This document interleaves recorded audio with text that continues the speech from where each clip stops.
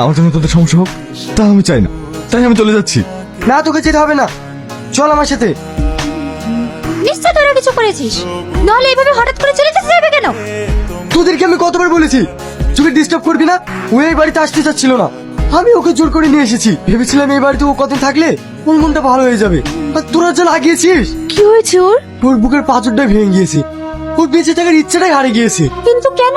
সে অনেক কথা তুমি ওকে এভাবে মারছো কেন? আছে কেন?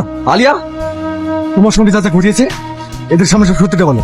ও আমাকে 6 মাস ধরে ভালোবাসতো, এখন আমার পেটে বাচ্চা চলে এসেছে শুনে ও আমাকে ছেড়ে চলে যাচ্ছে। ও যেটা বলছে সব সত্যি।